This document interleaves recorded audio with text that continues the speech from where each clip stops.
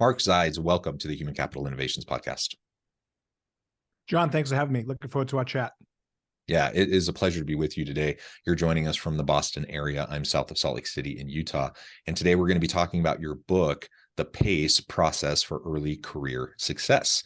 I think everyone wants success in their careers and in their lives, but there's a lot of different ways we can go about navigating career development and how we approach our careers generally. And so we're going to unpack that and explore that and some of the insights that you share in your book. As we get started, I wanted to share Mark's bio with everybody. Mark Zides is your go-to guy for all your career advice and business needs. Mark is the founder and CEO of Core Access Consulting, an award-winning custom learning and development, professional and leadership development, and talent management firm. Core Access partners with companies such as Amazon, Thermo Fisher Scientific, Netflix, Nestle, and more to develop innovative, immersive learning solutions for their entire workforce. He is also the founder of Katama, an agency specializing in marketing, sales strategy, and customer success for small to medium-sized businesses, as well as Recipe, a digital marketing agency for rental event equipment companies. You're doing a lot of different cool things. It's a pleasure to have you. Anything else you would like to share with me or my audience by way of your background or personal context before we dive on in? No, that was a good intro. I appreciate that. All right. Well, why don't we start then with just talking about the why behind the book. I always like to ask authors, it's a labor of love. You put your heart and soul into these books. Why this book? Why now? Yeah, great question. So, I've been in the talent management, leadership development, career sort of advisory space for really my whole career. And over the pandemic, certainly everyone shifted to hybrid or at-home learning or at-home, communication, at-home work. So during that time, I saw an opportunity to write a book that I was really itching to write my whole career with respect to that bucket list item, right? It's like, hey, I'd love to try to write a book and around some topic. And what I felt was good timing was that, the way that companies hire and the way that they recruit. And frankly, on the flip side, the way that, the new workforce, the Gen Zers or the millennials go to market or try to find jobs is completely different, completely flipped on its head. So I wrote a book around that on what you need to do to brand yourself, go to market, prepare yourself to find that job, find that right career. And, it was kind of a labor of love for a good year, 14 months, and got published by a great publisher. And here we are. Yeah, that's fantastic. And like you said, I think this environment for Gen Z and younger millennial workers is a bit different. The playbook's a bit different than previous generations. So I'd love to dive on into that a little bit more now. Tell us a little bit about your process for putting this together and really where you garnered your insights from the younger generations in terms of how they're approaching their careers. Sure. Yeah. So I've been in, like I mentioned, this space for almost 30 years. So working with large companies, growth companies, mostly HR organizations, talent organizations, learning organizations, where learned a lot from those business leaders on what they were looking for when they wanted to hire somebody. Like, what's the profile, what type of person, and as we, as my company Core Access provided learning and development solutions, onboarding, new hire, we got a lot of interesting data and information on, what was lacking on these new hires, right? It's like what skills were lacking, what behaviors, what, what was their attitude, kind of cultural fit, all that good stuff. And then on the flip side, I'm a parent of 3 Gen Zers and surrounded by all of their friends, a strong network of people. And what I saw in the market, frankly, was, these kids in general, and I call them kids because I got 3 of them on my own, aren't prepared for the workforce, right? They don't have those, general soft skills or communication skills, or relationship skills, or, really that tenacity or the wherewithal to kind of prepare themselves to try to go get a job after they graduate from college. Yeah. And it's interesting too, because the younger generation, I think, is approaching even their education differently. So finishing college and moving into the workforce is one segment, but you even have an increasing number of younger individuals who are choosing different options around professional development and preparing for their future careers. Maybe you can speak to that a little bit as well. Yeah, so it's not one size fits all, right? Like, the economy's changed. We call it the gig economy now. There's a lot of freelancers out there that, are really good at certain skills or certain roles or certain things that they are passionate about and like to do. So there's this convergence in the workforce of, companies trying to recruit the best and brightest. You have people that are hanging on shingle because they're like, I don't want to go into an office every day, to, people now saying after, the pandemic, hey, I want to do something different. I want to do something fun. I want to be an entrepreneur. I want to start my own business. So there's a lot of choices, decisions that everyone needs to make, regardless of where they are in their career. But the book was really focused on that younger generation, kind of the Gen Z, millennials who are trying to really not just get into the workforce for the first time, but then, after they've been in a job for, let's say, 3, 4, 5 years, what are some of the things you need to think about to pivot, your career, or maybe move in a different direction within the same company? Yeah, so let's explore that a little bit more then. What would you say are some of the, if you were to list off, say, the top 3 to 5 approaches that someone might use, strategies they might utilize as they're trying to navigate these early career kinds of decisions? Yeah, I think a lot of it comes down to, John, what you and I take for granted, or sort of the motherhood and apple pie, sort of foundational skills or things you need to have. Which is, you need to have a strong personal brand, personal work ethic, personal approach, or focus on trying to find a job. It's just like anything else. It's a job to get a job, as they say. So, the basics are, and the non-starters really are, you got to have a resume, and then your electronic resume or your online resume is LinkedIn. You got to have a great LinkedIn profile. Those have to be aligned. You have to have your personal value prop, in my opinion. Like, what's your elevator speech on, if someone asks, hey, what do you want to do? Or what are you looking to do? You got to have that, right off the top of your head, explaining to someone, whether it's a friend of a friend or somebody that you're networking with. Speaking of networking, now's, the time where LinkedIn didn't exist when you and I were getting our first jobs, right? So now it's a different place. It's a different opportunity to kind of build your brand, build your network.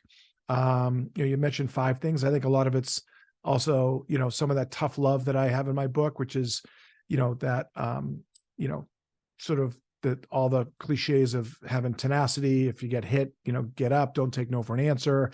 If one door closes, another one opens, all that stuff where, you just got to be tenacious. You got to be resilient around trying to find that job. And it's hard because the way the system's built is, if you apply for jobs, let's say through a company website or through an ATS, you may get blacklisted, or you might get ghosted and not responded to. So how do you work through those things? And what are some of the strategies to kind of get around that traditional process of trying to apply on an Indeed or a Career Builder or a Monster or one of those ATS systems? Kind of how do you get right to the hiring manager? And, the book, provides some strategies on how to do that.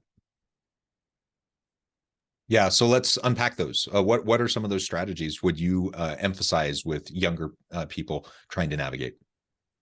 Yeah, we're really drilling in here a little bit, which is great. So great question. So, a couple of tactics would be, if you really, once you identify and you do research on the company or on the industry you want to work in. So let's say you want to work in life sciences, and let's say you want to go into the office and you don't want a hybrid or remote role. You identify, let's say, some pharmaceutical companies in Boston, for example. And there's some great ones, right? There's Takeda, there's, startups, there's biotechs, there's a lot of them here. And you go to their career pages and you see what job openings are there. I'd go on the company job page and I go on the LinkedIn job page.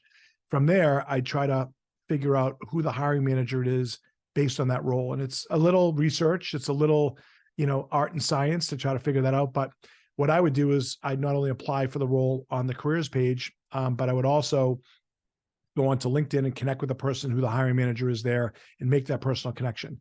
Prior to that, I'd figure out, okay, if John Westover might know somebody at Takeda or Biogen, for example, maybe he'd be willing to make an introduction for me because I know him, or I know somebody, an alumni or somebody he went to school with. So I think there's a lot of that tactical kind of research that you can do. Another tactic would be to follow the company on LinkedIn, like some posts, figure out kind of who some of the leaders are in that organization, and engage, right? Engage in, some topics that you're interested in. And again, it's a process. It's a communication. It's really demonstrating that you're really interested in that role in that company, and do it for a few of those. And hopefully, you'll get an opportunity to have an interview. So that networking is key. And that's a hard thing. I've found that, I have 6 children, 4 teenage daughters. My oldest is a freshman in college. And I've noticed, with Gen Z individuals, oftentimes they're not so keen on the idea of verbally communicating. So my daughter she'll text somebody. She doesn't have any real problem doing that.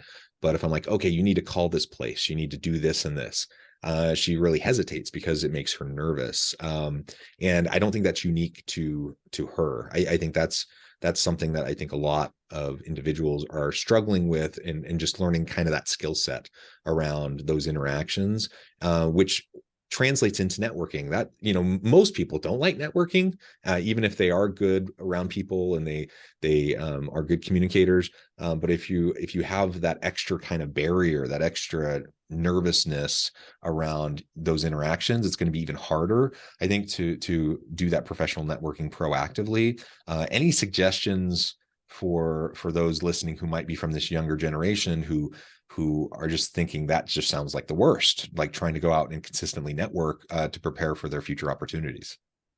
Yeah, again, not just your daughter. It's a lot of young professionals, young people nowadays that have that challenge. Or, what I'll say in general is, these quote unquote kids, young professionals, are digital natives. They all grew up on their phone, right? So they're used to using this thing, and I would guarantee you that they watch videos.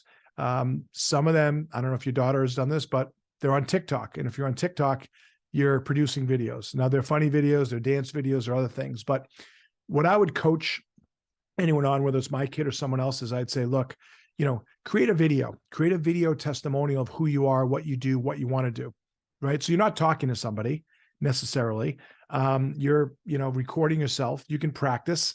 Up here, down here. You can do a green screen. You can make it a fun one. And there are some ATS systems out there, and some companies, one company I'm advising now and working with is a company called Connect. And, they actually have a really cool asynchronous video, what they call first impression video. And it's a first impression video. Hey, I'm Mark Zides. I just graduated from, this college. I'm really interested in XYZ. The reason why I'm reaching out to you today is because I understand you have a job interview, and it's this. And like, you can do that through video. You don't have to necessarily make the personal connection yet, and you can send that out. So there's some platforms out there that you can use a tool like that, or you can do it on your own. And I think a hiring manager, if they got a 1-minute video on who I am and why I want to work there, it's different, right? It's a lot personal touch versus an email, introducing yourself or going through the ATS system. So that's a little creative. I'd also say, and I know this is a little long-winded, on the flip side, once a young professional is engaged in a conversation, a lot of the statistics that I'm learning is 92% of these young professionals don't send a thank you note. They don't send a thank you email. You and I would never, back in the old day, we'd write one, right? We'd put in the mail. Nowadays, they don't even send an email thank you. I'd push that person, if I were coaching them, to say, why don't you send a video thank you? 30 seconds. Hey, John, great meeting you. Welcome the opportunity to work there. I learned a lot. I'd love to, and that's just different because not everyone's doing it. First of all, 92% aren't even sending a thank you letter or a thank you email. So if you are the one quote unquote student or kid that sends a video thank you, you're going to stand out from the rest. I guarantee it. That would be a unique way of responding, and certainly not many would do that. So if you want to stand out, I think that's a fantastic idea. Let's switch gears a little bit and talk about it from the other side. How can organizations better reach Gen Z and younger workers? We know many are making the choice to move into the gig economy. We know there's labor shortages, there's skills gaps. Organizations are struggling to have enough good workers. Even my 14-year-old daughter this was a year and a half ago, but during the pandemic, she was 14. In Utah, you have to be 14 to have a work permit to work a part-time job. She decided, she looked at the examples of her older sisters who had started jobs and earned money and saved, and they'd done really well. She looked at that and she's like, I want to do that. So she decided to apply to some jobs. The same day she applied to 2 different jobs, she got calls and got offers from 2 jobs. My 14-year-old daughter had a bidding war for her talent between these 2 places and was able to choose the one she wanted and get them to hike up her wage because of it. My point here is that it's a tight labor market. And even with the recent layoffs in tech companies and such, it's still really low unemployment rates. There's still a supply demand issue around labor. There's still a skills gap, and organizations need good people. So if I'm a hiring manager and I need people, and I recognize that perhaps the preferences and even the style and approach of Gen Z workers is a bit different, the playbook is different, how can I start to reach this segment of the workforce to make my organization a destination organization where they want to work, where I can attract and retain good people? Yeah. Well, congrats on your daughter for getting a couple of offers in a bidding war at age 14. That's great. So big question. Let me just try to unpack it. There's a couple of different things that I'd advise, and I do advise, companies on. So it depends on the company, right? If you're quick service restaurant, and you need frontline workers, you need chefs, whatever, that's, a different approach than maybe Thermo Fisher Scientific that wants to bring in a bunch of engineers or scientists into the organization, right? So 2 different industries, and I think it's not a one size fit all. So I'll just kind of say that. But if you think about the general corporate companies, they have to recruit differently. And I advocate, or I advise some of my clients on, you have to have a outreach or career college program, right? Whether it's an internship program or a pipeline or feeder program from local colleges. So, if you have a local university, we're spoiled here in Boston because we have, a lot of universities, but let's use Utah, for example, whether it's, University of Utah, Utah State, BYU, whoever the local companies are there, they should be recruiting on campus, right? You have to have a presence on campus. And I would guarantee you that those students would go to those career fairs, and you got to differentiate yourself in a career fair, right? You got to, be networking. You got to tap into the alumni network. So that's critical. The other thing is you have to actually build your brand through social platforms. I believe that, all these quote unquote candidates are online, all the time. TikTok's controversial now, frankly, but the average person's on TikTok 90 minutes a day. So if someone's looking for a job and they're on TikTok and you're a local employer, then why not feed some ads to TikTok, and they can click on it, and then they can see what opportunities are in that company, whether it's the local Starbucks or whether it's, a local, other type of company. If you go one level up, and again, like I mentioned, I know that platform can be a little controversial, but that's where a lot of these kids are on. You can look at Facebook or LinkedIn or, Instagram, I should say, with Facebook, where again, if you advertise there, and there's a lot of geo-targeting these companies can do.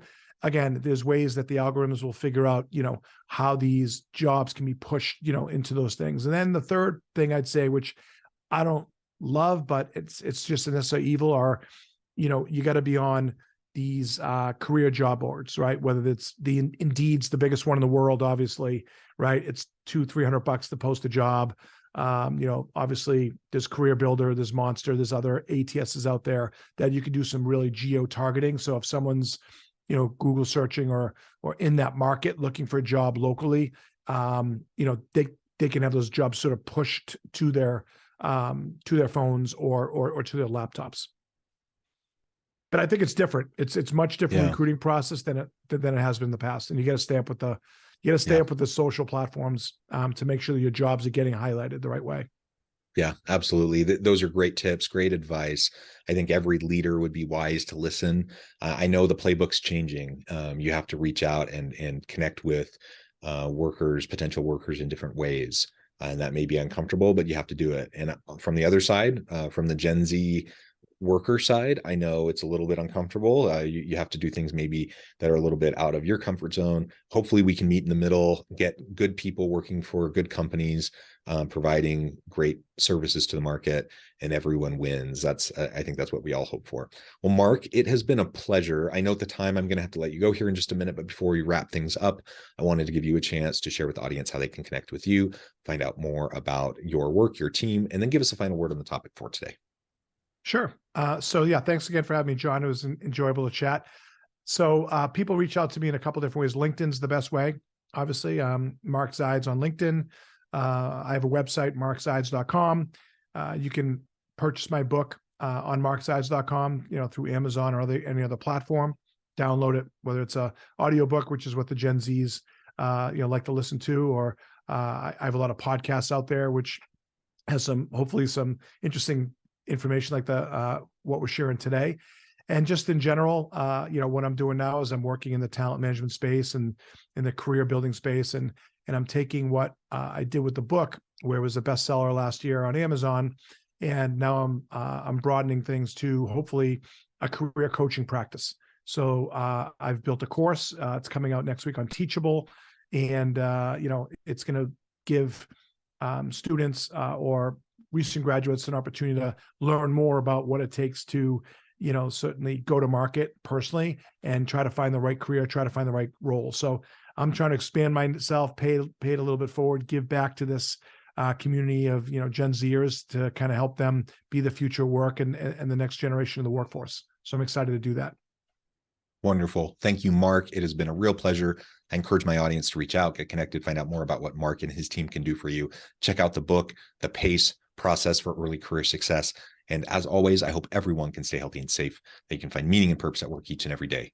And I hope you all have a great week.